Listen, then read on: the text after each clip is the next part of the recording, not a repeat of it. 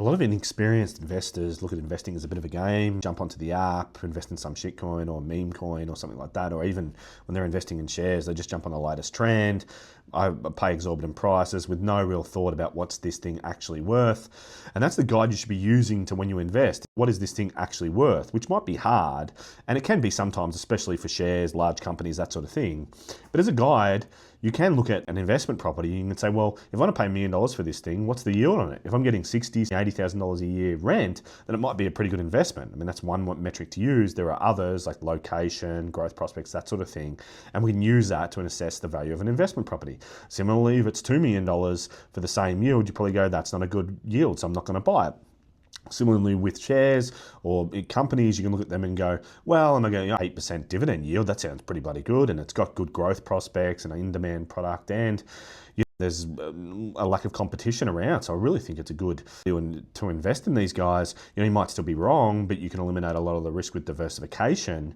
Whereas investing in things that are just based on an idea that it might go up because everyone else thinks they are is often a bad idea. That's based on the premise, a well-known theory in economics called the greater fool theory, which says if you're investing in something, basically it just needs someone else to pay more because there's no real metrics to assess it on. It's just pure speculation.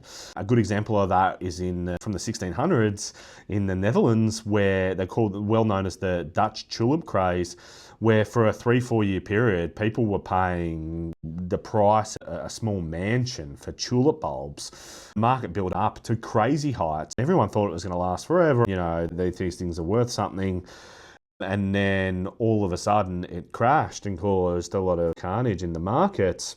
That's one of the furthest examples, but then more recent ones, such as the dot-com bubble of the late 90s, even NFT craze, which is on the back of the sort of crypto craze, and thousands and thousands of these cryptocurrencies. There's a few hanging around still, some of the more popular ones. But I wonder, what are the metrics you use to actually value that? And I just doubt it if the value is based on some conspiracy theory or being digital gold or whatever. Gold can also fit into this ideal, although gold actually has some tangible value. So it's easy to say with gold, well, it's been around for actually thousands of years and it's got tangible uses. It's a physical object. It's the oldest element in the world.